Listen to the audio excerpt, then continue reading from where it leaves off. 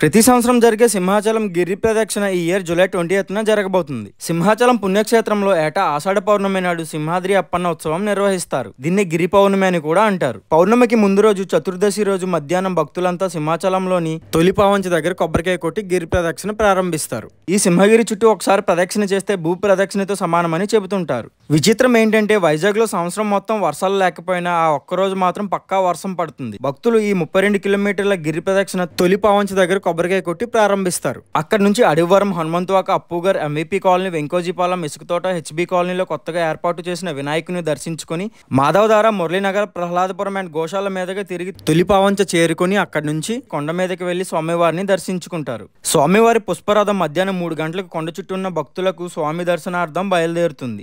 ఈ గిరి ప్రదక్షిణ సందర్భంగా విశాఖలోని సింహగిరి చుట్టూ పండగ వాతావరణం నెలకొంటుంది. కాలినడకన ప్రదక్షిణ చేసే భక్తులకు ప్రజలే స్వచ్ఛందంగా సేవలు అందిస్తారు. దారి పొడవున నీరు, మజ్జిగ, పులిహోర పొట్లాలు అందిస్తూ భక్తుల ఆకలి దప్పికలు తీరుస్తారు. కొండ చుట్టూ సుమారు 32 కిలోమీటర్ల పొడవున ప్రజలు కులమతాలకు అతీతంగా ఈ శిబిరాలు ఏర్పాటు చేసి సేవలు అందిస్తారు. అప్పన్న ఉత్సవంలో భాగంగా పూలరథం ఊరేగింపు మరింత ఆకర్షణీయంగా ఉంటుంది. మన దేశంలో అరుణాచల గిరి ప్రదక్షిణ తర్వాత అంత ప్రాముఖ్యత గల గిరి ప్రదక్షిణ ఏమైనా ఉందంటే అది మన సింహాచలం అనే చెప్పాలి. లాస్ట్ ఇయర్ ఈ గిరి ప్రదక్షిణకి సుమారు 5 లక్షల మంది భక్తులు వచ్చారు. ఈ ఇయర్ గిరి ప్రదక్షిణ శని ఆదివారాల్లో పడటంతో వచ్చే భక్తుల సంఖ్య లక్షల్లోనే ఉండొచ్చు. మీరు ఎన్నిసార్లు వెళ్ళారో కింద కమెంట్ చేయండి.